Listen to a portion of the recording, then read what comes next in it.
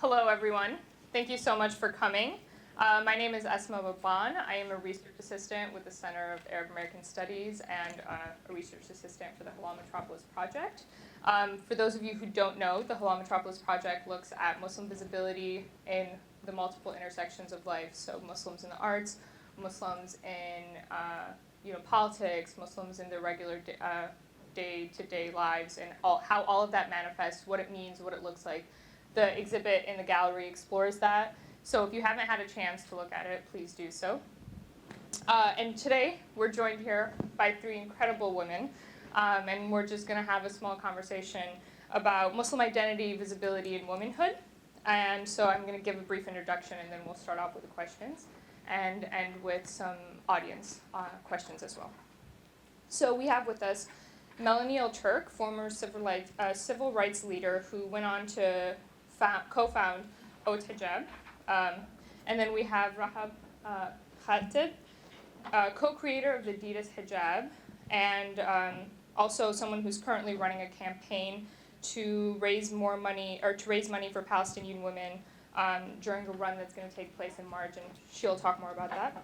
And then we're also here with Lisa Vogl, co-founder of Verona Collection, one of the largest e-commerce Islamic fashion brands in the US and the UK, and now also sold in stores at Macy's and on ASOS, depends. A lot of people say different. So please join me in welcoming them at today's event. So I just gave a very short introduction because honestly there's so much that I could say. Could go on for 20 minutes, but I'll let you all introduce yourselves. So tell us a little more about yourself, how you got into the world of Islamic fashion, Muslim fashion. What are your motivations? What are you surprised as you got into this realm of entrepreneurship? Yeah, so whoever would like to start. I can just pass. Sure.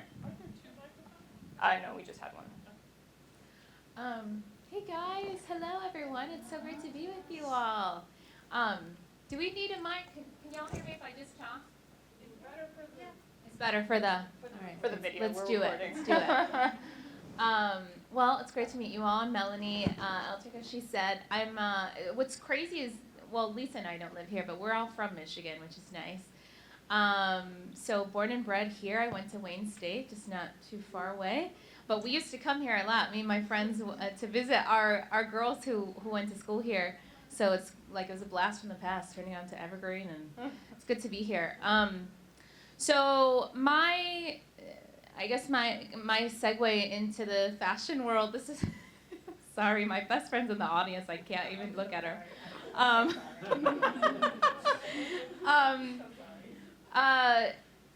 As she said, I was working in the law for a while. My emphasis was on civil rights, and I basically moved to Chicago. I got married, and I had time on my hands, and something that I've always been into was fashion. And in high school, I used to go to Salvation Army or wherever and get vintage scarves and wear those as hijabs because the trash that we were wearing, excuse my language, was like I just couldn't wear it anymore. And I knew that I wasn't alone, and I know that there are so many women like me who were wearing hijab begrudgingly and like just doing it because they had to, but not necessarily loving the experience. And I knew that I wasn't alone in that. And so when we started our brand, it really came out of this, number one, necessity of like, we need this product. But number two, me noticing this trend amongst the youth in particular that weren't wearing hijab, but in the numbers, I guess, that we were when we were that age. So I led a girls group in Bloomfield when I was in law school. And in that circle, I would say most of the girls did not wear hijab, and a couple did. When we were in high school, in our own halaqah, or girls group, the majority of us did, and some didn't. And I just wanted to know why that was. And as somebody who loved hijab, I wanted to spread that love. And so, number one, it was the product. But number two, it's having role models and women that we can all look up to and say, wow, they're successful in hijab. And because of the hijab, not despite wearing hijab. And if we had girls that we could look up to and see that we're doing big things in hijab, maybe we would feel more comfortable wearing it. and not have any type of barrier. So that's kind of the long story of my way into this world now. So my experience getting into the fashion industry is very different. So for those of you who know me, I'm a convert. I am actually from Michigan, like Melanie said, from East Lansing.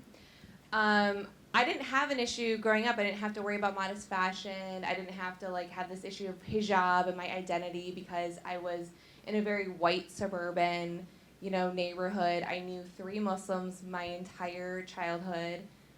So I had no clue about Dearborn or anything like that. I got into fashion photography when I decided to convert to Islam, and I decided to go into modest fashion. And it's very I hate talking about my convert story, but it's so relevant because all of a sudden, overnight, I had to change my identity. And I actually shot for you, I think. Yeah. So one of my first collaborations was with Melanie. I think, how long was that? 9 years ago? I was a new Muslim. So I decided to go into fashion photography, and I was like, well, I could no longer go to mainstream. And it became a moral issue to go into modest fashion. And Melanie was one of the only brands that existed at the time. It was very hardly out there in the US. So I went to fashion photography, and alhamdulillah, by the grace of Allah, all of these opportunities started popping up. So I shot for Melanie, I shot for brands overseas, and I started getting flown all over the world. I then get married, and I kind of paused on my career, and I could no longer fly all over the country and world anymore. And I'm I really am having a hard time finding modest fashion. And so from there, it came out of just a passion and wanting to help women be proud of their identity. I never realized the struggle of a Muslim woman until I was in their shoes, right? And the first time I received hate was in Florida. And when I became Muslim, I put my hijab on right away.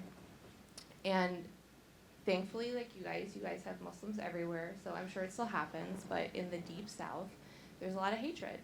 And I remember this, I don't think I've actually publicly told this story before. I remember getting off, and I was doing a photography project, and this woman came screaming into my face, and she's like, "Get out of the country. You need to leave. Basically, go home." Unfortunately, things that people hear all the time. And I was taken back. And I was a new hijabi, right? And I was taken back. And from there was my first experience of hate, right? And it happened several times after that in Florida. We live in Trump country, in Florida. And from there, I had this passion to want to give Muslim women the confidence to wear their hijab with pride and be proud of their identity. And that's where my passion in pushing the modest fashion industry really came from, having those experiences. It's taking those trauma and terrible experiences and putting it into good. So when I developed Verona, after I got married and I could no longer do my fashion photography, I had 2 goals in mind, and it was to provide for my family, be a source of income for my family, and then 2, give Muslim women the confidence to be proud of who they are. And I want to be careful that I'm not just pushing the hijab out, right? Because I don't want it to be oh, you're a better Muslim if you're wearing a hijab. Because I want women to be proud of, whether they choose to wear the hijab or not. It's not something that I want to be out there hijabis are better Muslims, and if you're not a hijabi, I don't want to push that narrative. What I want to do is push the narrative of, if you want to wear the hijab, wear it with pride, right? And if you don't, that is your choice, and you need to rock it whatever you choose.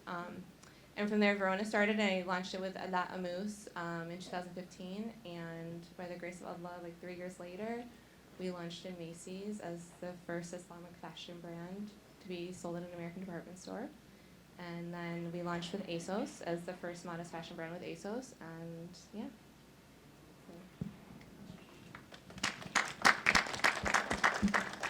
Amazing. Assalamu alaikum, everybody. My name is Rahaf Khatib. I am a mom of 3. I was born in Damascus, Syria, but I was raised in Dearborn my whole life. Went to Forza and Wayne State. And that's where I met Melanie. And the way my journey began was kind of not planned. I was on the cover of the Women's Running magazine in 2015 as the first Muslim hijabi to ever be on the cover of Fitness magazine, both nationally and internationally. I collaborated with brands such as Reebok, Adidas, New Balance, Garmin, featured on CNN, Yahoo News, Shape magazine. I raised money for refugees while running for the Boston Marathon in 2017. I raised over $16,000 within like 2 months, alhamdulillah, and that money went to Syrian refugees in Michigan. I also raised money for brain tumor research in honor of my father, Allah yarhamo, who passed away from brain cancer for the London Marathon. I also am raising money right now for Palestinian refugee women.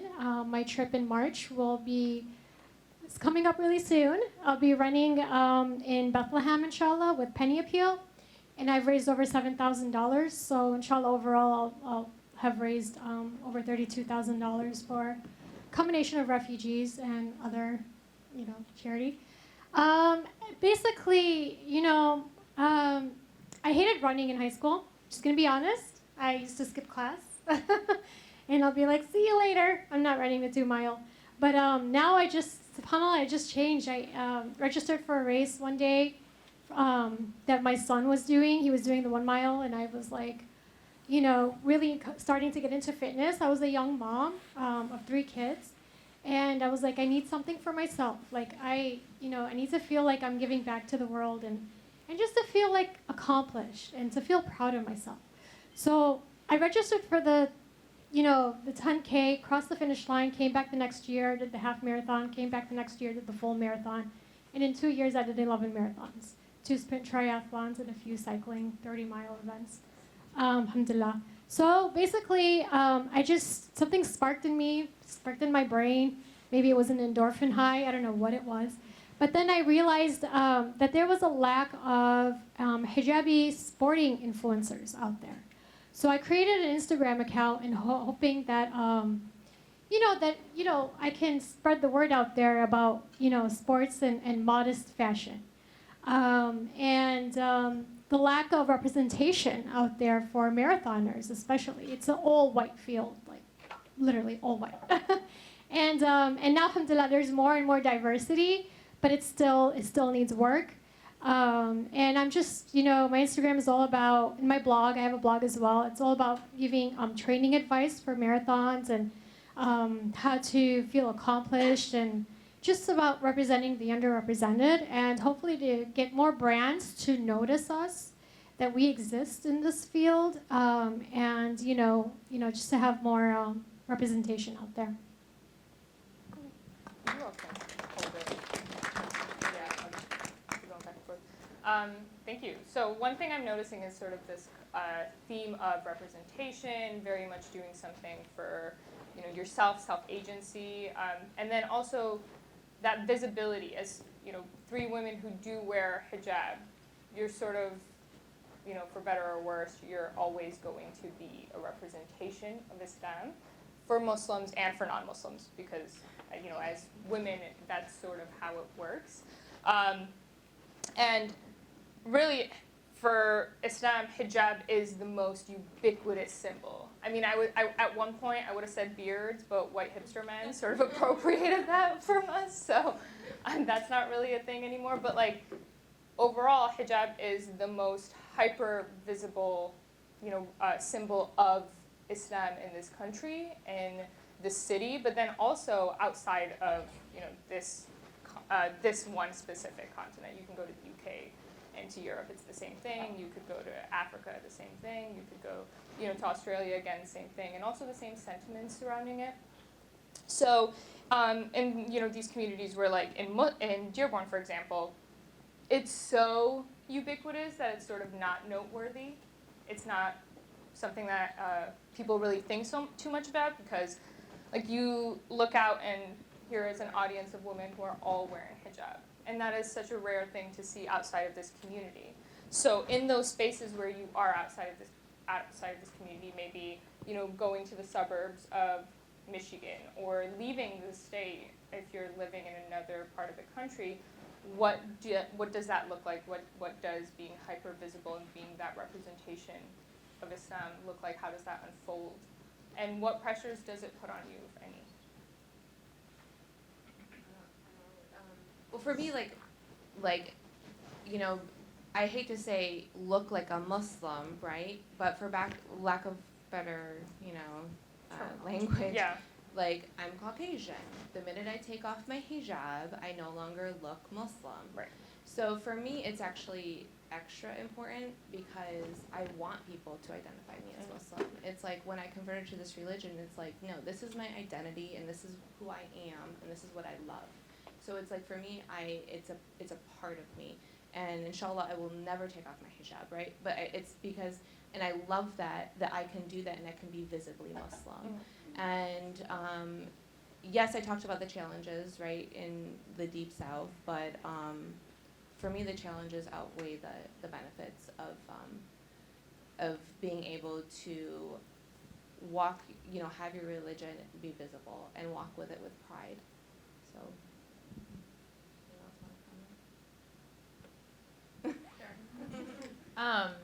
You know, I think that I'm going to assume that the majority of us here live in this area or in the surrounding areas, and I think that had I not been brought up in Southeast Michigan, in the suburbs, I grew up in Troy, and I was so free to be myself and wear hijab because I always saw another woman who looked like me, and I don't know if I grew up in the middle of, you know, Colorado or something, where you don't see as many Muslims, that I would have had the same confidence that I have now. My mom and I were just talking about it today. She's like, my God, you go to Somerset, it's like everything's like hijabi overload.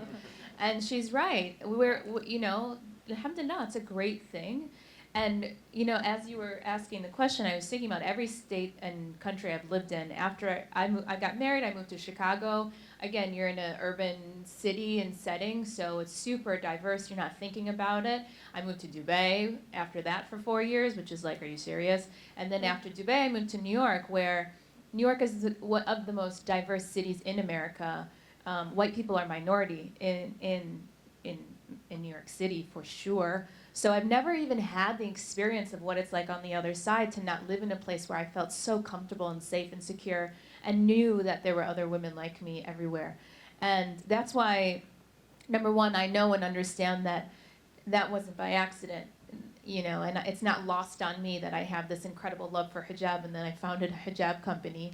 And, you know, everything happens for a reason, but what it does do is it helps me in the work that I'm doing to normalize hijab within the mainstream, because I know not everybody has my experience and is fortunate to have grown up and been in the surrounding that I was my whole life.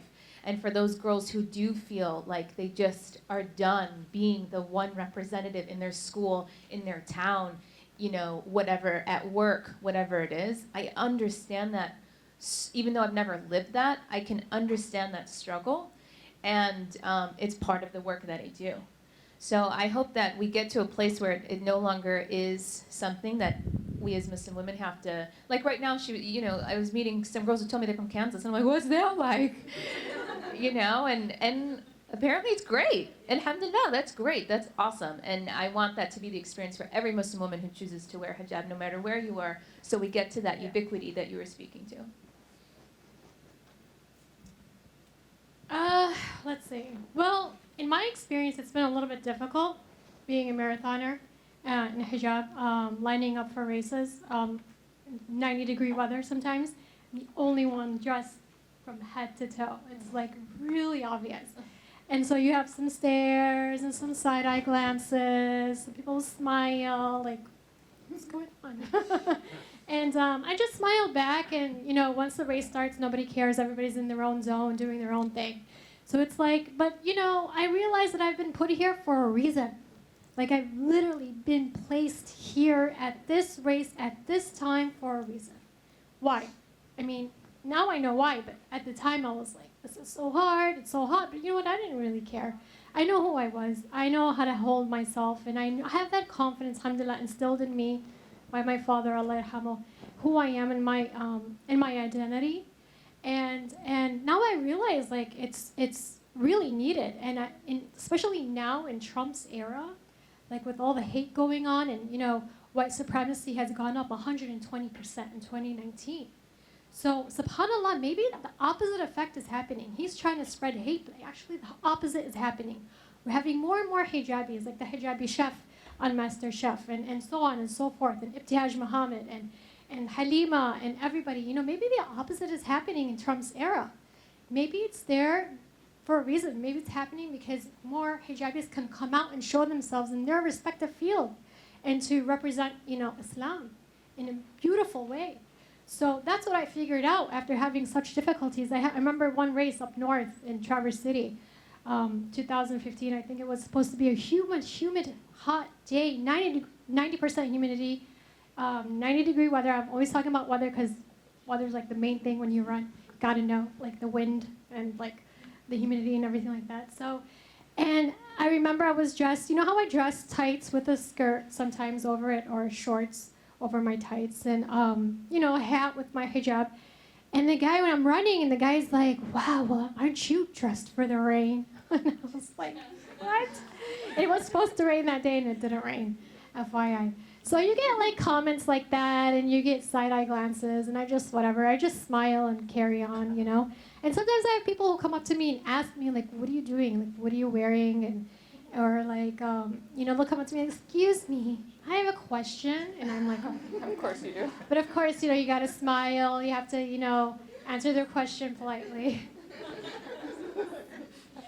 I know, I can't help it either. But then sometimes we'll get the really hate. Like sometimes a couple of weeks ago, I had a Channel 4, I think, interview me about the mission that I'm on and the campaign that I'm doing. And you go on their website, on their Facebook, and click under my article, and you see all of these hate comments. And when my cover went out in 2015, right when Trump got elected, you had the Trump trolls, right? So they're like, why don't you go run back home? Or like, why don't you trap a suicide vest and go run a marathon?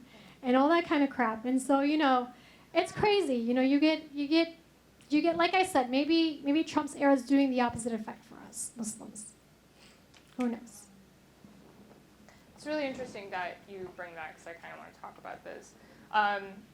Specifically in Dearborn, I think we also, like, as, three women who are from this area, very familiar with this area, we've talked about the hypervisibility that sort of exists in this enclave.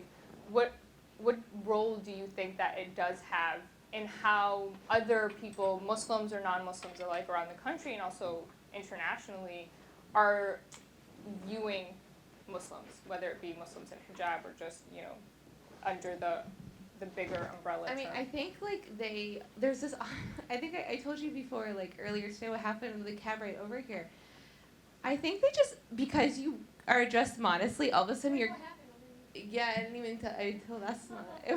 My jaw was dropping. I'm like, you live in Dearborn. People just automatically underestimate you. Mm-hmm. Like they think that somehow the way you dress, and I hate like I literally sometimes I'm like, oh no, it's not that bad, right? It's really not that bad until people are cowards and hide behind computer screens, and they're not, they don't have the guts to say it to your face. I got into the cab right over here, and he's like, where are you going? And I'm like, oh, I'm speaking at U of M. And he's like, I'm just, I'm like on my phone, not really like too engaged in the conversation. And he goes, what are you speaking on? I was like, fashion, And he goes, and he's like, no, really, what are you speaking on? And I was like, okay, then all of a sudden it's like, okay, excuse me? Yeah. Then I perked up real quick. And I'm like, wait, you don't believe me? I literally asked him, he goes, no, really, what are you speaking on? I'm like, I'm really speaking on fashion. And he started going into, had no shame, talking about, Muslim women have fashion, they get into fashion. And I'm like, yeah, I own a fashion brand. And like, you don't want to start name dropping, oh yes, it's in Macy's, because then it's like, why do you have to have that in order to Right. legitimize yourself, right? So it's like, I don't necessarily go into that. But it just, it shows you like how much work we really have to do.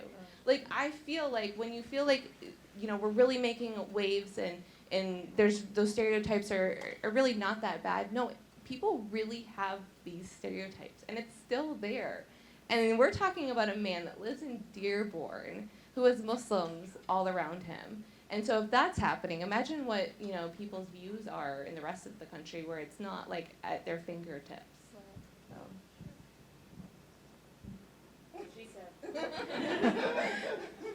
Sorry, I got very heated in that car. I was very nice about it, but. It's really hard to have people to legitimize you because some brands won't take me seriously. Like sometimes I'll offer pitches, like, hey, let's collaborate, let's do this. You know, I've collaborated with Reebok, New Balance, Adidas, blah, blah, blah. They still won't take you seriously. You know, certain running pages that are on Instagram or Facebook, and I tell them, I approach them, I'm like, hey, can you repost my, you know, picture to get more, you know, recognition, to get more, they won't repost it, but they'll repost somebody with, you know, Speedos or like short shorts talking about her cellulite and running and blah, blah, blah. So it's like, it's really hard to have brands to take you seriously. I definitely get ignored like 80% of the time. It's definitely really hard to prove yourself that you are just as good as everybody else out there.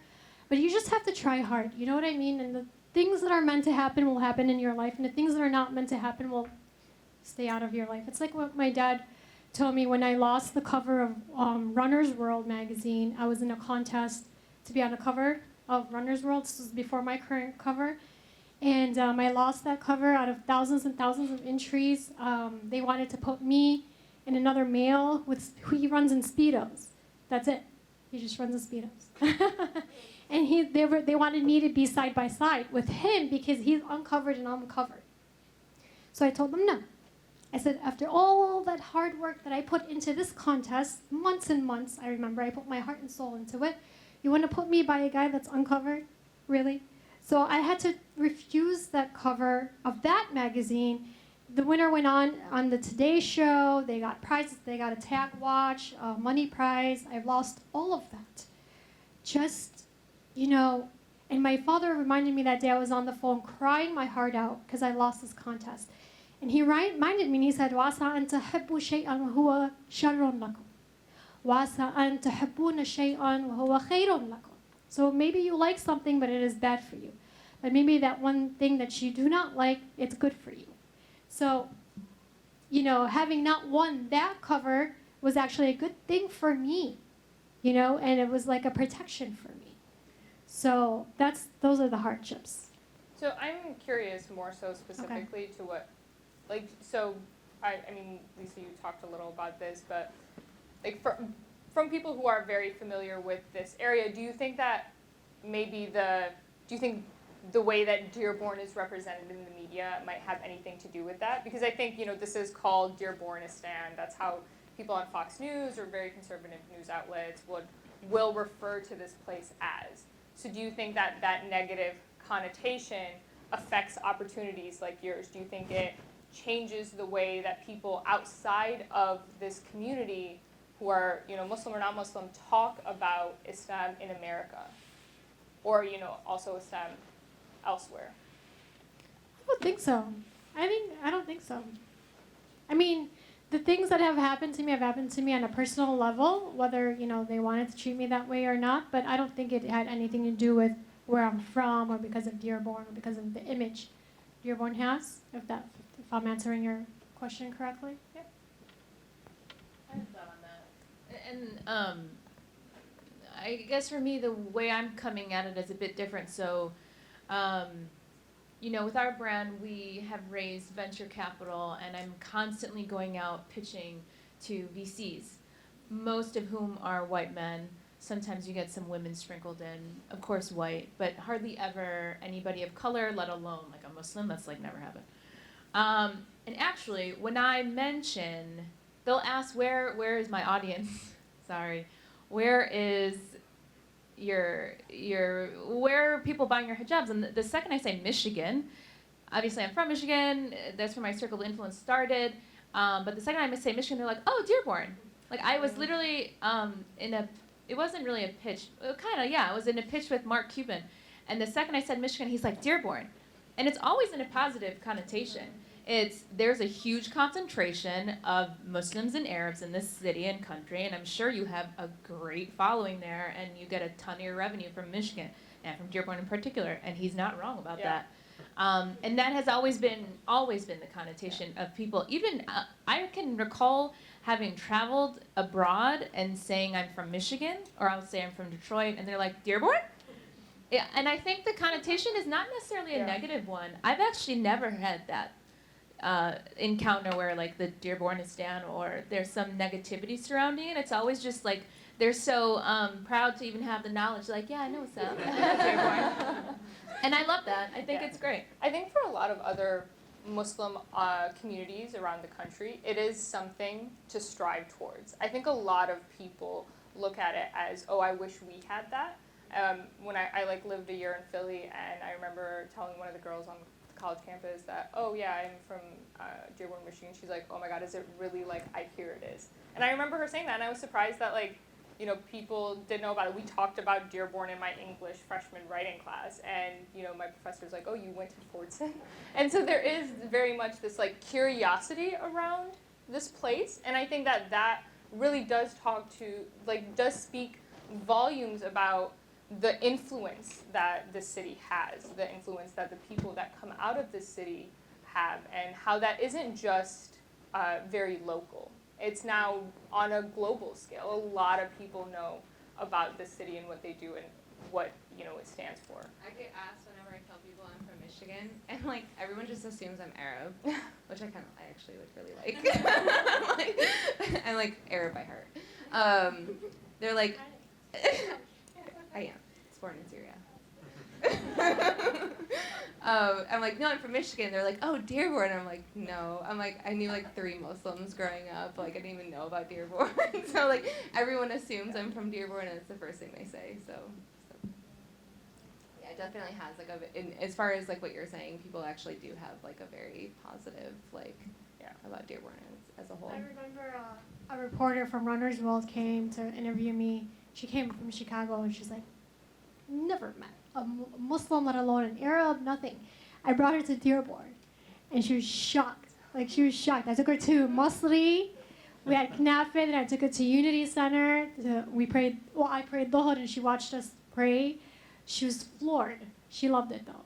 It was awesome. It's awesome to share, like, a part of where I'm from with the outsiders. Culture, your upbringing. Yeah, my upbringing. Yeah. Yeah, Sally. I just have one quick question, because I really love what you're saying about Dearborn specifically here. And I want to encourage you guys, because I look at your websites, you got to do a photo shoot. It's Dearborn. Not Manhattan or Chicago. My cover was shot in Detroit, and all the pictures in the magazine were all in Detroit. That's true. But Dearborn, come Yeah. Dearborn's Dearborn. Detroit is Detroit. That's true. That's a good idea, though.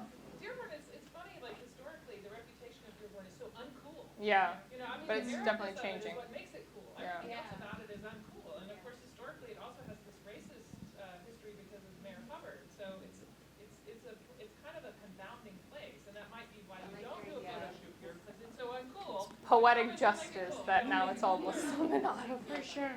Yeah. Well, that's all the questions I have. So please join me in thanking all of them for these round of questions, and then we'll open it up to the audience. Yeah. So we'll take audience questions. Anyone have anything? You want to mention? Also, yeah, we do have Facebook Live streaming at the moment, and we are gonna. If anyone on Facebook Live who is watching, hello. If you have questions, please message them in, and we will make sure to ask our panelists. So does anyone have any questions? Anything that you've been dying to ask that you haven't yet? Ooh, what is that? That's my water. I have a question. Yeah. I have a question, maybe more so asking for your advice. I think in the Muslim community, especially being like a hijabi, a lot of us kind of try to maybe build communities or spaces where we find people who are similar to us so that we can relate to one another and kind of have space. But for those of us who want to kind of take this concept of the hijab and enter these industries outside of our safe spaces, where we can kind of, I guess, merge or integrate this concept of, thank you. Usually I'm very loud, so hopefully it isn't too much. For those of us who have like a business idea or just a concept or something that we want to take and integrate it with this westernized idea or culture, what advice do you have for people who are kind of experiencing that, like in their, just kind of as they're entering those spaces? Sorry, so what you're asking specifically is how do you create community around what you're doing? Yeah, so like I feel like sometimes when we think about, oh, I want to feel like I belong, you know, I'm a Muslim girl, I wear hijab, I want to feel like I belong, we tend to kind of create these safe spaces. We stick to Dearborn or our hijabi friends, but if we're trying to kind of get to this place in the future where diversity and inclusion doesn't even need to exist as words because we are so diverse and inclusive, because the hijab exists in Western society, so some of us want to take that concept and take it, you know, outside of Dearborn, outside of these safe spaces. Yeah, outside of the comfort zone, yeah. Do you want me to? So like, I guess what advice do you have for people who are So the reason why I want to jump in on that is because when I entered in the Muslim community, it wasn't the safe space for me, right? It was foreign to me. So like everything that I grew up in, I then went into a bubble that was not something that was outside of my comfort zone, right? I actually just wrote about this like a couple days ago, because like me in itself, if I go to a masjid, you have a Yemenis masjid, you have a Lebanese masjid, Iraqi, where do I fit, right? I might be Muslim and I might dress like you, but really no one's like me. You know, my culture's completely different, right? So where do I fit? I wrote about this. It's like I wear black abayas all the time and I jam to country music and I'm like as white as it comes, as people like to say, right? So it's like I have no safe space, right? I think in my journey of Islam and putting on the hijab and entering into a completely different realm, I realized that we create these boxes, and it's like in your mind you feel like you have to fit into one. And I rejected that idea completely. It's like, I own a fashion brand, and yet I'm a former college athlete. The two are completely contradictory. I wear black abayas, and I love country music. Like, I think I'm Arab, but I'm like really not. You know what I mean? So it's like, I realize that if you want to do anything in life, you have to, one, your goal needs to be pleasing Allah subhanahu wa ta'ala, right? That's your first goal. And then two, you should not be seeking to please anybody else.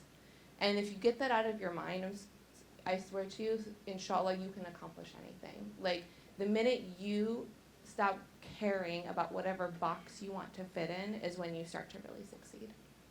Yeah. Sorry, is that on a follow-up with me? Yeah. Okay. I agree with Lisa completely. Your first main goal is to stay true to yourself, stay true to your deen and who you are. Don't change yourself for anybody else. Don't like think that you have to wear your hijab a different way or to like do this or do that, whatever. No. If they don't like you, you move on. You go to the next client or the next whatever. But don't ever change yourself. Stay true to your values and who you are. There's a hadith that says, you know, there's going to be a time when holding on to your deen is going to be like holding on to hot coal. You know, and I feel like, slowly I was going to say shway. But it's starting to happen a little bit. If you see it on Instagram and influencers and all that kind of stuff, they're compromising who they are and just to be, included. No, you stay true to who you are. I have a daughter. I always keep her in the back of my mind. You know, if my daughter grew up and she saw me doing this or posing in front of that or whatever, doing that, how would she see me as? That's number two. Number one is God. Number two is staying true to yourself. And number three is family and whoever else personal that, Yeah.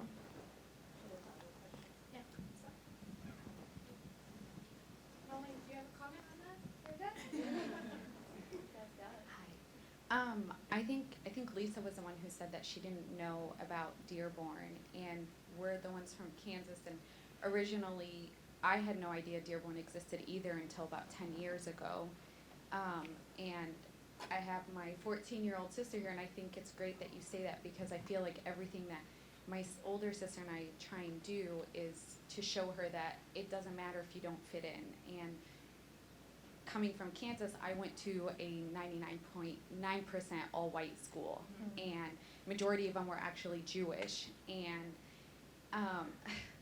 it's actually really difficult. I think it was easier for me then than it is for her now to fit in, and with the Trump country and with social media and with the pressures, and it was so easy for me to wear my hijab and not care what anybody said. And so I just want to say thank you, because I look at you as an athlete, as somebody who both started their own companies, and I always tell her, like, it's okay for you to, like, we have our own role models, and I just want to say thank you because you guys are so great, and it's just really wonderful to see. And inshallah, like, one day she can see that she can do whatever she wants, and you guys are great. So that's, sorry, that's a big question.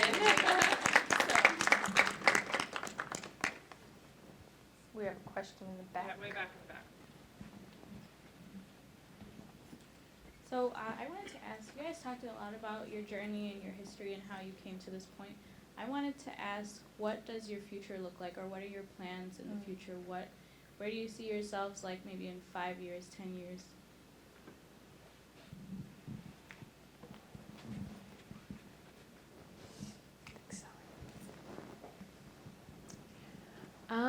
Great question.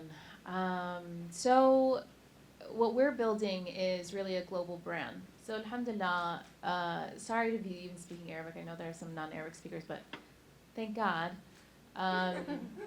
We're at a place where we're the leading U.S. hijab brand, which is great, but we have our sights set internationally. So we're 1.8 billion Muslims in the entire world, and there's not a single global brand that represents us just yet.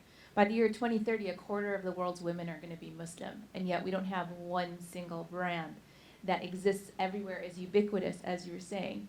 Like, you know, you can be anywhere in the world and you can find Nike. But why is it that 1 out of every 4 people are Muslim around the whole world, but we don't have access to the very real things that we need, like a hijab or like any other peripheral product that is central to us as Muslims and our expression? And so our goal is to be that brand and to make hijab ubiquitous so that no matter where you are, you can go and get a beautiful hijab and feel good in it and feel confident and not have, you know, to think twice about it, as you're saying, because it's like breathing. If you don't even think about it anymore. And so that's always been the main goal, but how we're going to do that in the next 5-10 years is to be very intentional about building out globally and starting here in the US, but then, you know, slowly but surely going out. And in order to do that, you have to be incredibly focused and driven. And I don't think that you can do it without having a real passion, as you were just saying. So, you know, and I have a great team as well behind me that is willing to put in that work. But I wanted to say something actually to you real quick, because I was trying to really get at the crux of what you were asking, and I think that one thing I remember growing up in this area is learning that there were people in Dearborn who like had never left Dearborn, and I thought that was the strangest thing. And there's something called a Dearborn bubble. It's very real, and right, like it's so real. And so I think there's that fear of like, okay, if I go out, what's going to happen, because I've been so comfortable in this bubble I have here.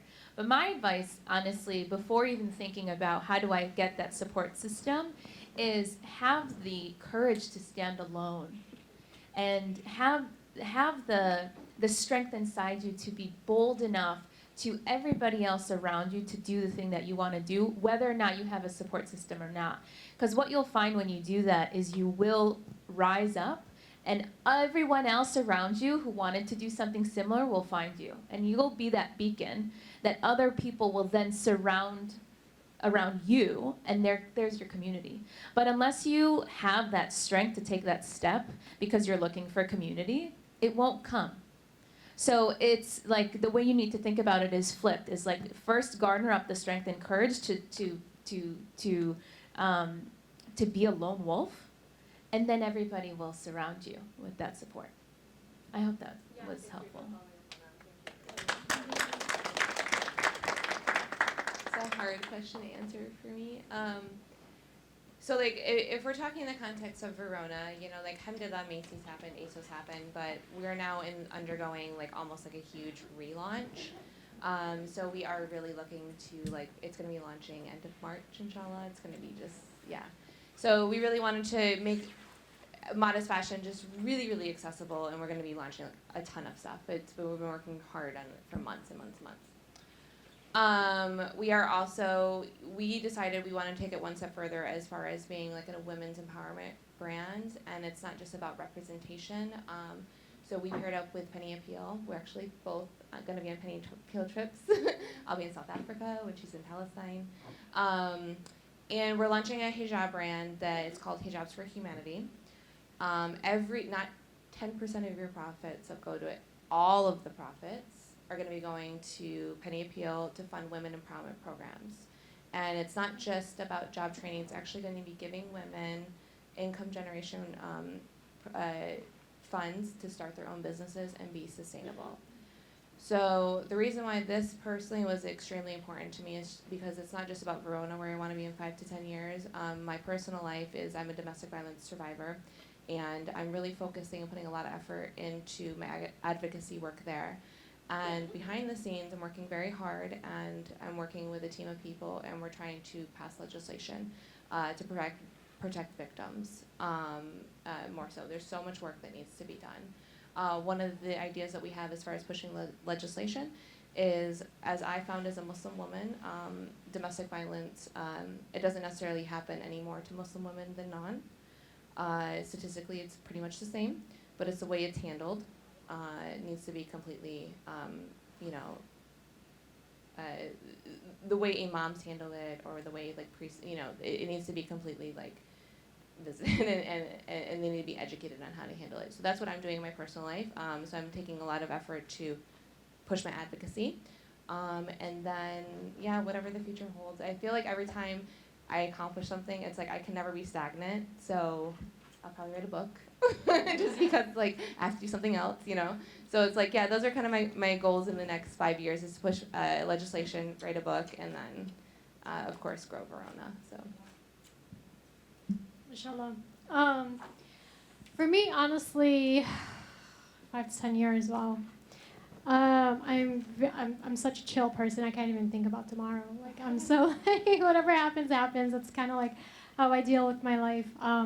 I have 3 kids, and to be honest, like to do this whole brand social media thing is exhausting. It takes a lot of time. I can't travel as much as I want to races sometimes. I had to turn down one in March before my trip to Palestine, and it's like, 'cause I'm leaving to Palestine for 5 days. That's the most I've ever been away from my kids. Most of my trips are literally only a day or 2 to run and come back. Like I change and I'll like get on the airplane and come home. It's first and foremost, it's to raise my kids, and to be, just good Muslims. And the world is scary out there, so I have to be available to them. That's my number 1 priority. Number 2, I will hope to be more involved with other brands, inshallah, and building a website right now. It's in the process of going up to hopefully get more collaborations. And travel more. I'd love to travel more to run, basically. A few more triathlons would be great. Not gonna lie. And that's about it for now. Yeah. Great question. I don't know. It keeps me moving. I feel like, just like what you said, I can't be stagnant. And, I love to give my kids something to be proud of me. Basically. Alhamdulillah.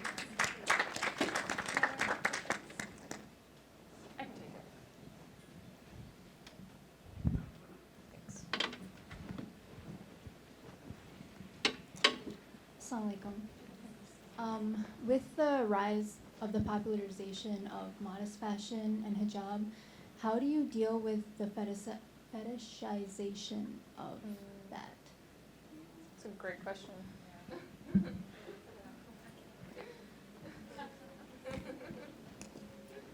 Who would like to take that?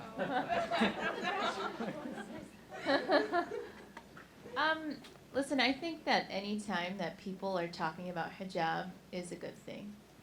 And if we're going to say that we want hijab to be normalized and to be ubiquitous, you have to take the bad in with the good. That's just the facts.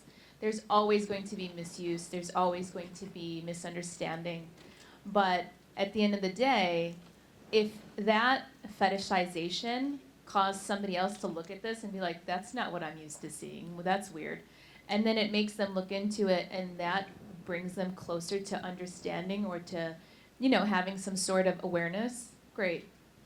And it's been having a moment. I think that, in the past few years, we've seen a lot of blips of things that have happened, but what you saw is that those flashes in the pan were just that. And what came from that was this longer lasting narrative that we were seeing, whether it was through fashion or music or journalism or whatever it was, or being a chef. I feel like Amanda should be on the stage. This is crazy. She's like our local celebrity here. Right? And so you're seeing that. Yeah, totally. She'll be on the stage in 2 weeks. Oh, awesome, good. But we're seeing that now, right? And so, which is incredible, and that's what you want. And so sometimes, things happen in weird ways, but sometimes that's almost like what it takes in order to get the conversation going. It's that sensationalizing narrative that we as a culture, that's like sometimes the only time we'll open our eyes to something, because we're just bombarded with images all day long, that it takes something for us to be like, whoa, what is that? So I feel mixed about it. No, I didn't comment? Okay. I don't really,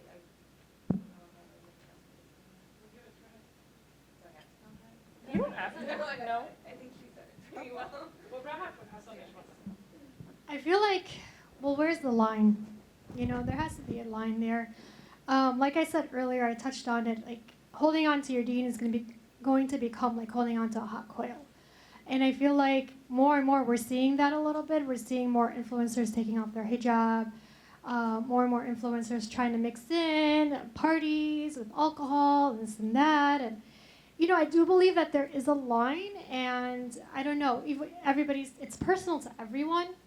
If I'm understanding your question correctly, and yeah, I feel like I am mixed about it in a way, but I know myself personally, and I know when to say no to something, and I know when to say yes. So I feel like it's personal for every type of fashion influencer out there. Not that I'm a fashion influencer. I don't know. Back over here. I'm glad we have a man asking a question. Hi, thanks for taking the time to speak to us. I was just curious if you could speak to how just simply being good at what you do has opened up doors for you, despite you being visibly Muslim. It's not just the fact that you're someone who wears a hijab, who has a product. Obviously, you're a good entrepreneur. You've found good product market fit, and you're not just someone who wears a hijab that runs. You're actually an athlete that's good at what they do. So I was wondering if you could speak to how being really, really good at what you do, to a point where people can't ignore you, kind of opens doors for you, despite you being visibly Muslim. And if I can add on to that question, I've noticed that for the three of you, you're also opening doors for a lot of other people around you. And just one small example, if you look at Melanie's page, she's featuring young Arab Muslim writers, she's featuring young Muslim cartoonists. All these creative people from the Muslim community are being given opportunities by your success too. So maybe talk about both of those things. I'll add on about Melanie. So what I love about Melanie is, and I'm going to answer your question, but tagging on about that, is that she will uplift anybody in the same space. So whether it's we both wear hijab, she's actually written about me 2 or 3 times. I think that's a testament to who she is as a person and as a brand, because true like Muslims uplift each other, and so that's something that I like love about Melanie. Really, and I mean that from the bottom of my heart, because it's like when you're in the same space and you think that you know there's not enough success for all of us. It's just not true. There's enough success for all of us. But going to your question, as far as a moment, as far as where they couldn't deny it, and it came down to the true like success of the brand versus like, hey, I'm different because I wear a hijab. It had to have been the moment when I was in Macy's. So we got into the workshop at Macy's. Only 8 programs were selected. I'm not allowed to say the number of applicants, but the acceptance rates is harder to get into than Harvard. So that's how many applicants got in. And you went through an application process based on your revenue, based on, you know, a lot of data, right? So that's to get through to the top 20 selected and then interviewed from there. When we were there, we were selling on Herald Square, and all of us ate, and the CEO of Macy's was there to witness it. We put out a posting that we're going to be selling on Herald Square at their Macy's flagship store. Please come out and support. Within just that 24 hours of promotion, we had basically had Dubai in Herald Square. It was like it was like hijabis everywhere, and I'm not allowed to say with Macy's, I'm not allowed to say sales, but there wasn't much inventory, if at all, left. if that kind of describes it. And the CEO was there, and he came over and asked me, and he's like, do you want to be in Macy's? And that's from where it was started. From there, they couldn't deny the success. So it wasn't just because I'm a hijabi, you know, and I stand out in that way. It was because the numbers didn't lie. And so that was my moment that, you know, spoke to.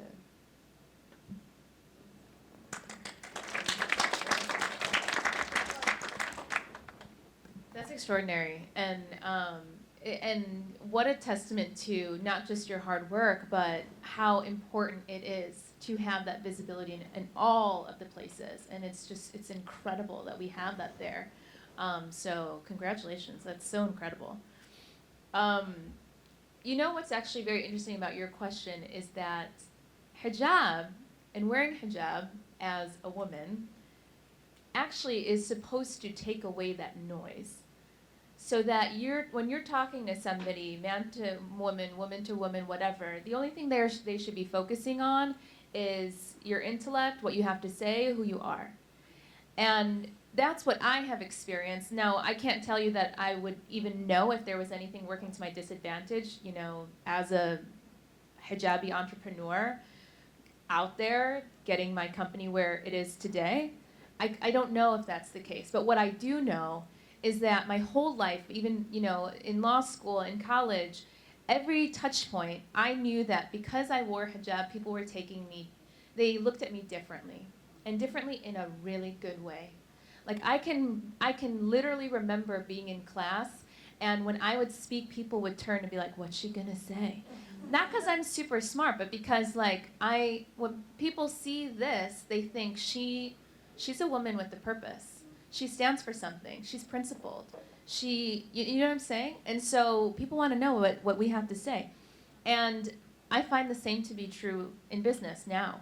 And if anything, I think it's really worked to my advantage.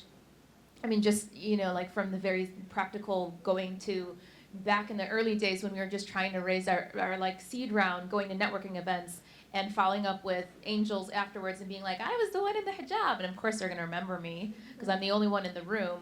Or, you know, now, where we are now and being able to wear hijab and having that huge community around us that also looks like me, that has supported the brand, and very similar to what Lisa is saying.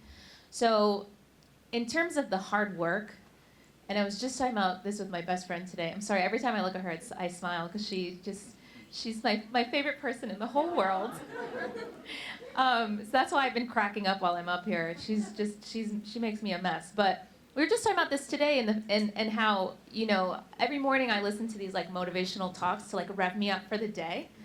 And you'll hear over and over again this trope that the difference between a successful entrepreneur and one that doesn't succeed is that the successful entrepreneur never gave up. It's not about they're smarter, it's not their pedigree, it's not where they went to college or grad school. It's did they give up? And I'm telling you, in the past 3 weeks, I really got to that point where I was like, I really get that now.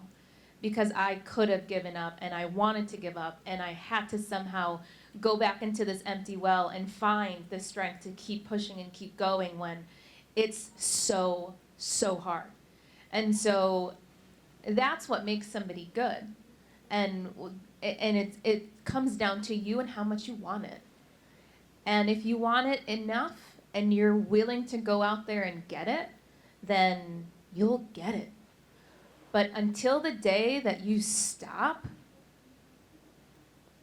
you'll just keep on going.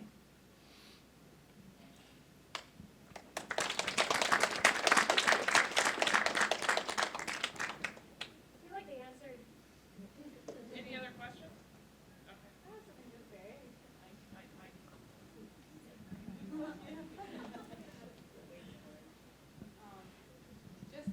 Just to add on to your question, and her response, and all of their responses, but specifically Melanie's, I know that it is about not stopping, but there's something to be said about having just the it factor. And and her mom is in the audience too. From the moment I met her, I think you do have to have the grind and you do have to have the work ethic, but there is something extraordinarily special about these people sitting up on this podium. And personally, Melanie, there's nobody like her. There's nobody that can do the job that she's doing and as successful as it is, because she has the drive and she doesn't let anybody get in her way, and she does it with ihsan, which is what the Rasul sallallahu alaihi wasallam told us to do, right? At its perfection, at its best. And so to add to your question, in response to that is if you do want to do what you're doing, right? Look at, for example, Melanie as an example in that she strives for the perfection, for the best that she can do to get where she has to go. Because she doesn't cut corners. She will cross all her T's and dot all her I's. She makes it look easy, but there's a lot of blood, sweat, and tears behind everything that she's done. And I think we all owe her a big thank you for that. Yeah.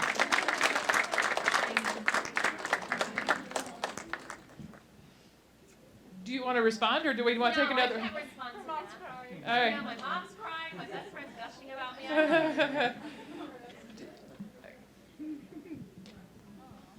Hello. So as we talked, a lot of Muslims face exclusion from outside the community, but I also think there might be some exclusion within the community itself. So whether that be based off, the color of your skin, your nationality, your ethnicity, what language you speak, what's your guys' take on that? Great question. Who would like to go first? Yeah. I mean, for me, it was very disheartening.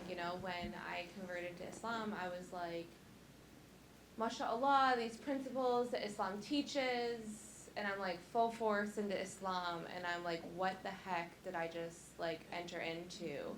Because we've talked about Islamophobia a lot, right? But we never publicly talk about the racism and exclusion within our own community, and it is, I hate to say it, it's disgusting. There's no other word to say it.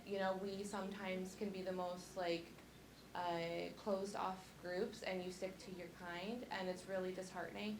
And so I was almost broken the first year that as I was a Muslim, because I witnessed a lot of things that I wish I hadn't, and it tore at my heart.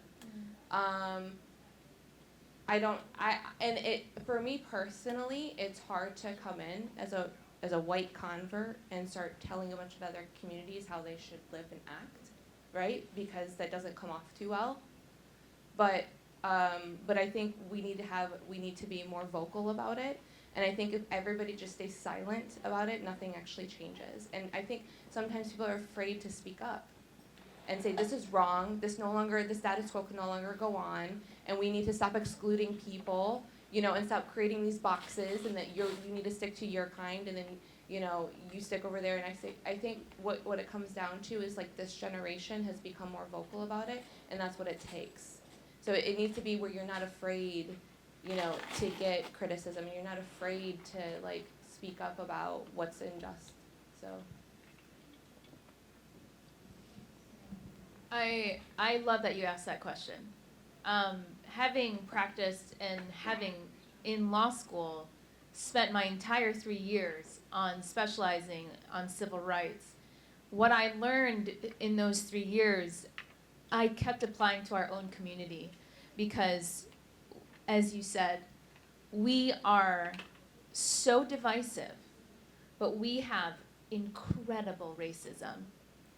And when I think about the impact that I can still make running a fashion company with the principles and the values that have been indoctrinated in me in law school, one thing that I've been incredibly focused on is that of race and color. So it's no secret that in the American Muslim population, 25% of the American Muslim population are African American Muslims. Yet we don't, there is this great divide, and we don't come together as a community, unfortunately, particularly with that subset of Muslims. And what I really wanted to show with my brand is they are not only an incredibly crucial part of this community, but they're the face of our community. I mean, when we think of our heroes in our community that are these in the public eye, you go to the Ilhan Omar, you go to Ibtihaj, you go to Halima. And yet, when you go to your masjid, what's happening in your own home, the talk about, who you can and can't marry. We love to talk about how incredible they are, but when it's in the privacy of our own homes, it's a different story. And that's something that has been very, very, very close to my heart, and something that I've made a very conscious effort to show Black Muslims, to have Black voices on our blog and on our website speaking, because only they can.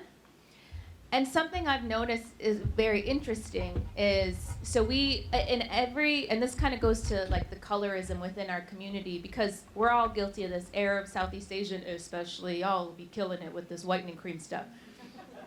But like Arabs too, there's definite colorism within our communities, is showing and celebrating the diversity of skin color. So every single hijab that we photograph on our website, we show in 3 different colors: light, medium, and dark. And I'm not talking dark that's like a shade darker than me. I mean like dark. And you know what's funny is on my social, if I'll share a photo of a dark-skinned woman, it will not get that much engagement, because we are inherently racist, period. And it's a real sickness. And is that going to stop me from posting those women? No, I'm gonna do it more, because y'all need to get used to seeing it. And until we're used to seeing it and accepting and not turning away and seeing that as beautiful, just recently, I was with an older woman in the community, and I was flipping through different screenshots I had taken of fashion that I was inspired by, and she said, "Let me see what you're looking at." And she goes, "Why do they have all these Black models?" Like, I couldn't believe, my husband knows me, I was like, oh, okay, I was about to lose it. And then I just said, because they're beautiful, that's why. And I can cry talking about it, because this is my life. And it's so near to and dear to me, and it's an issue that we, in our generation, have a real opportunity to turn around, because when our parents came from overseas with their inherent biases, and they passed it down to us, we have an opportunity to say, no. This is not the America that we live in, and this is not the Islam that we've been taught. We know better than this. And so taking that cultural, the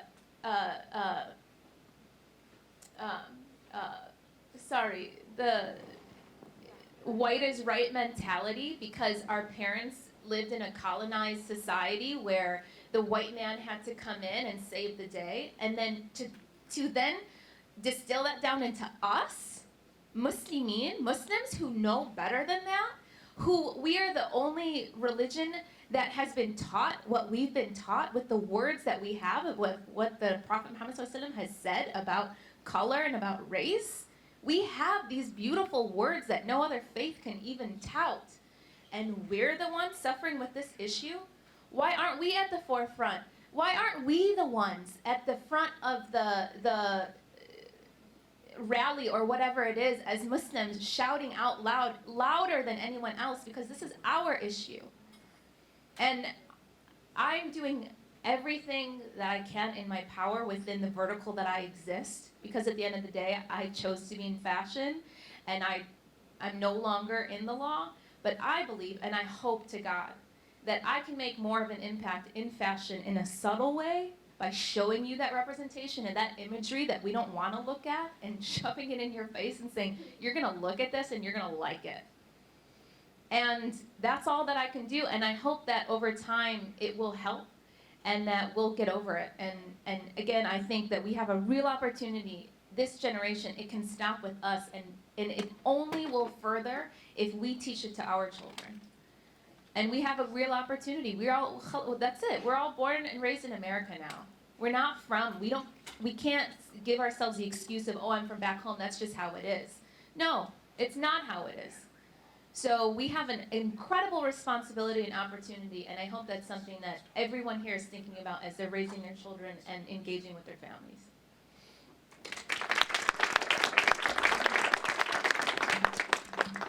I agree with everything they said, and I just want to touch up a little bit on it. Is no, we're not from there anymore, and I totally agree, but I teach my kids that it's a salad bowl and not a melting pot. You know what I mean? Like, we still have our own, like, we have, you know, for example, I teach them Arabic so that they can read the Quran, you know, and things like that, but the racism has got to go, number one. Number two, it's really hard in my field, not as a fashion influencer or anything like that, but just as an athlete, to get Muslims to take me seriously. Like, you can't imagine how hard it is to just get invited to your own local masjid.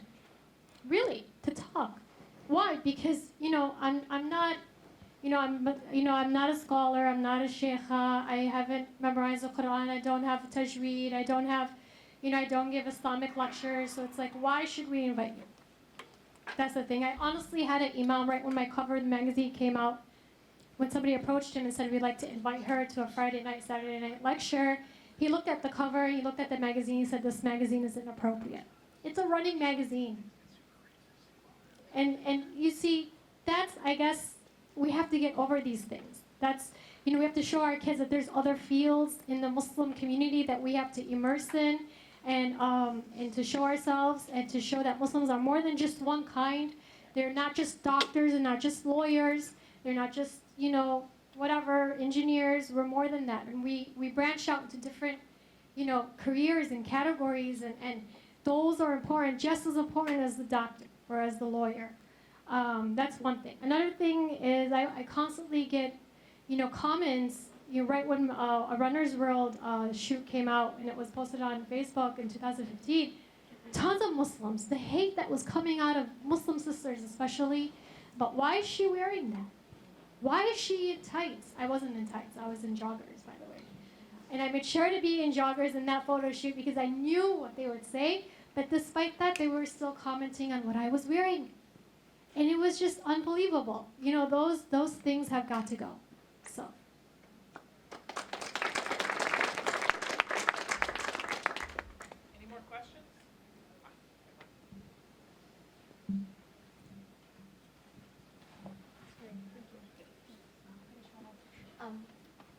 Thank you, first of all, for being here. But I actually want to piggyback off of that question, too, because I've been living in the States just for a year. I came from Canada.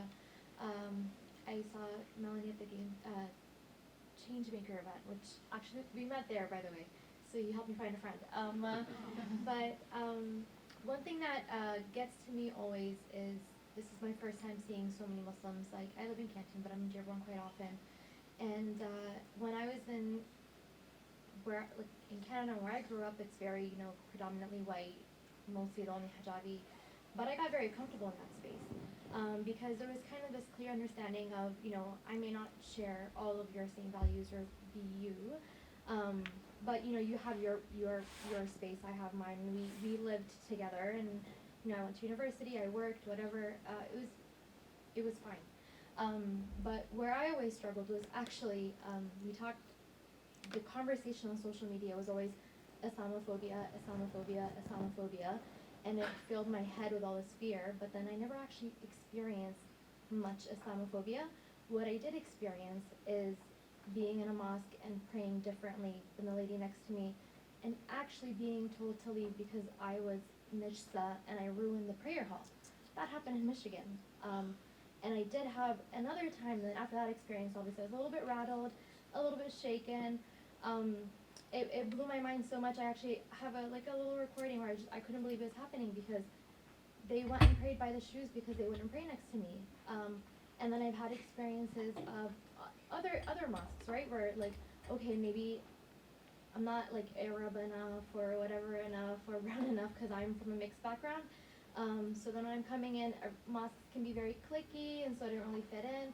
And then after that bad experience, I pulled up the courage. I was like, I don't want to give up on mosques. I miss it. And then I'd go in, and then I was praying mid-prayer. One of the ladies kept shouting, saying, I'm going to interrupt your prayer. I'm going to interrupt your prayer. Sister, I'm so sorry, but I have to interrupt your prayer. And so I stopped. And then I was like, how can I help you? And she was like, well, your ankle is kind of showing, and you gotta stop praying. And I did. You know what? I'm starting to pick my battles. But the thing is that's why every time whenever we have these conversations, I always think we're so vocal and we talk so much, and there's I had so much anxiety about asking these questions because I know how uncomfortable people get. And nobody likes talking about the serious problems we have within our community. But in my head, I have these fears about Islamophobia, a thing that's never actually happened to me, not really, but the thing that happens to me constantly, and the people that make me feel the least welcome are my own people, the people that look like me. And that's not just once, twice, 3 times. The amount of mosques that I've been asked to leave, and the amount of courage I have to hype myself up before I walk into a new mosque because I don't know what I'm going to face. But then I've been in churches, I've been in synagogues, I've been in temples, Buddhist, Sikh, what have you, and I'm not comparing, but I'm saying I wasn't asked to leave, and I'm not saying maybe everyone's had my experience, but I do know that everybody that I've spoken to has had some kind of experience like that.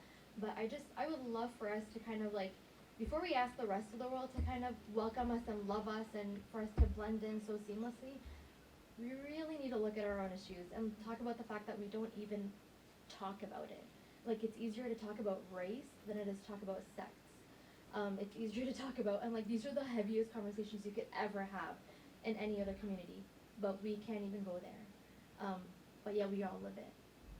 And so I'd love to hear your input on that.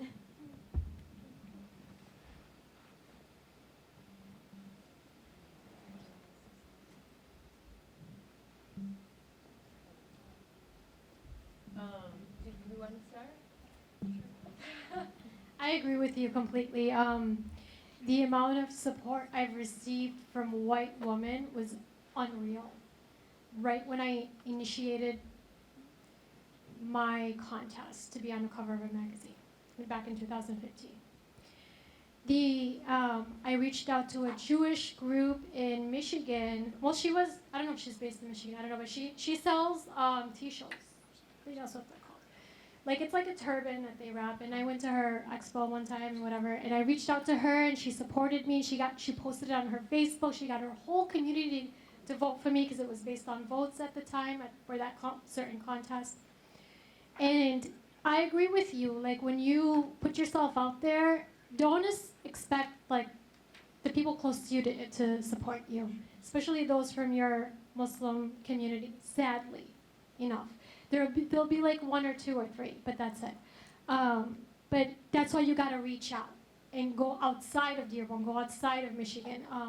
Reach out, put yourself out there. Once you explain yourself, why you look the way you look, why you adhere to these values, and how you have these modesty. I even have, when I go to photo shoots, I even have them, email me and be like, what is it that you want us to provide for you? You know, what is it that you can wear? What is it that you cannot wear? And I tell them, and they give it to me. And it's so supportive. Once you explain yourself and you go out there, they'll be so supportive, despite the Islamophobic comments that I got from trolls.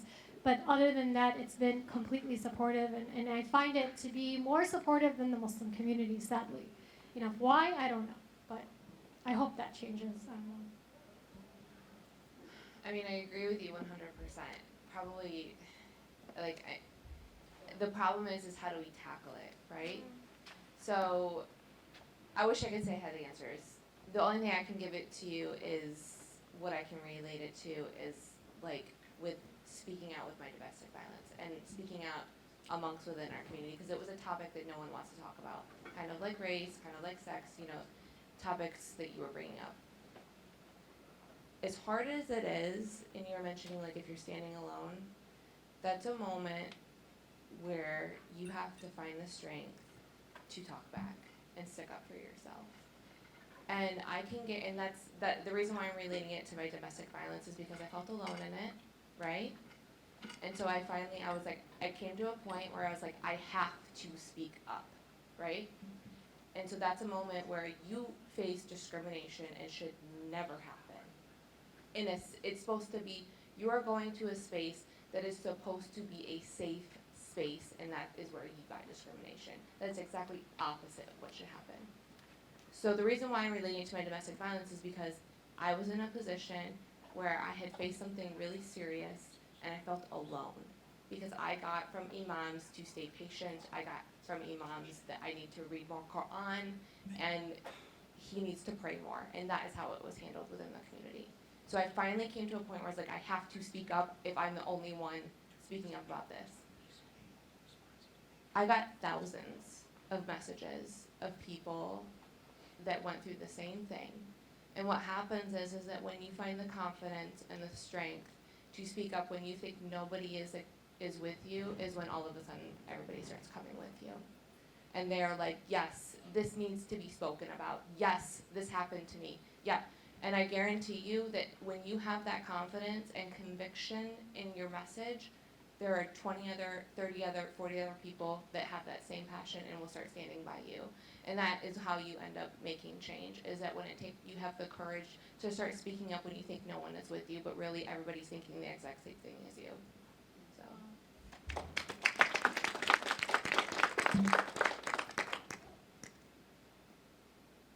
We have a question.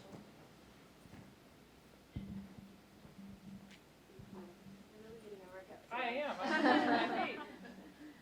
Assalamu alaikum. I don't know if this is a question or a comment or what, but just in general, when we talk about racism or whatever it may be, discrimination with our own communities, I know we talk about it, but then we have to be very practical, like Melanie said, in addressing those things. And even when we look around this room, there's more of one type of person than there is another type of person. And so when we are going to events or we are doing something, we should be more determined and take actual, like, say action where we're inviting people from other communities, not our own. That's great, you're going somewhere and you want to have your friends with you, of course, understandable, but just as an advice of when you are doing something, invite someone from a different community. Invite someone from maybe who doesn't look like you. Invite someone who's not wearing a hijab. Invite someone who is black or white or purple or blue or whatever. You know what? That's a practical way to start addressing those things, because then when we start filling rooms that have different people, then that's how those things are going to get normalized too. So that I know it's not a question, but just to speak on what Melanie was saying, where you said, you know, I'm gonna put a dark-skinned model and she's gonna be there and you're gonna like it. So this is how we, as you know, people who, if you're not an entrepreneur, if you're not an influencer and you're just, you know, regular Joe, to practically also address those things. When you're going to events and you're going to places, I can guarantee there's girls who want to go too, and they don't have the courage to go, and they don't have a friend to go with them, or whatever it is, and people look, and especially with social media, and you're posting, like, if people are here posting on their Snapchat, on their Instagram stories, like, hey, look, I'm at this event, I can guarantee there's probably triple the girls that are here right now thinking, oh man, I wish I went to that event, I wish I got to meet Melanie or Rahaf or Lisa. So for us to practically do that too is for us to kind of step outside of our own circles and invite people that or hang out with people that you don't normally hang out with, and it's a conscious effort that we need to make. And like you said too, even within sex, it doesn't have to be, if you're Sunni now, you only have Sunni friends. Go out and meet those different people and invite them. You don't have to be best friends. It's not always going to work out that way, but if there's an event or if there's a hangout and you're just, it's a light gathering, I think we have to be very conscious about making those efforts too. I think that's a great answer. Very practical advice on things we can do. Really, really, really, absolutely true. Just any other questions? Before I go up there, save me some running. Okay. Do you want to answer that? Yeah, I'm heartbroken by what you said, and I've been trying to internalize it and really have any meaningful insight around that, because I come from a place of apparently some real privilege that's something I've actually never encountered. Not to say that I haven't heard it from, you're not the first person I've heard that from, but I've never felt it myself to know what it might feel like, and it breaks, I'm heartbroken, really I am. And I think that the only way that we can start to tackle these things is, it's exactly what Lisa was saying, it's to talk about them. And being smart about how you talk about them. Because most people, as you said, they don't want to hear it. They don't want to talk about it. You bring it up at a time and place, and everyone's like, oh God, Buzzkill McGee, who wants to talk to you? So it's like being really tactical and smart about how do you approach this issue, so people have to listen. And standing up for yourself, yeah, as Lisa said, in the moment. But I don't know, maybe in the moment you're so rattled you can't even say anything, and I would understand that. But what is the tactical thing you can do? Is it going to the board of that mosque? Is it coming back with other women? Is it being defiant in the moment and just praying the way you pray? I don't know exactly what it is, but we need to figure this out. And we need to keep talking about it. We just can't stay silent about it, is I guess what I'm saying. And so, maybe this is something that you were meant to take on, because it's something that you've been through enough times that Allah subhanahu wa ta'ala is giving you almost a gift, so that you can be the pioneer to be enough. We're gonna get rid of this within our holy spaces. I don't know, but we have to keep talking about it and be really, really smart about the way in which we bring this up to affect actual change. Because I'm trying to even, I can't even compute what you're saying. It's so disheartening. And I'm so sorry. Can I comment and add on to what I was saying? So I want to add on to what I was saying as far as you having to stand up for yourself. But I also think I should add on is that if you witness it, she should not be alone. You need to go and you need to open up your mouth and say something. And I feel as a responsibility as someone who is white that sees racism, right? I feel more of a responsibility to speak up. And it's kind of the same thing where if we have, yes, domestic violence does happen against men too, we don't talk about that enough.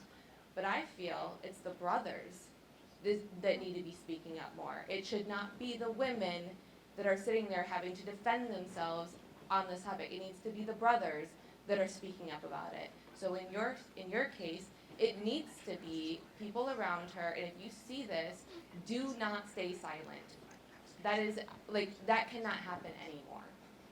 So I personally, I do speak up for the Shia community a lot.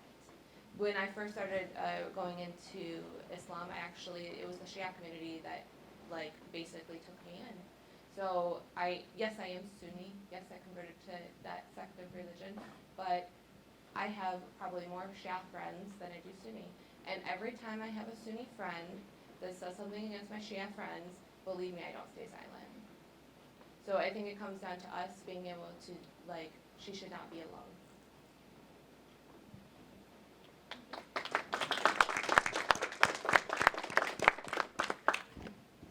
Do we have any other questions?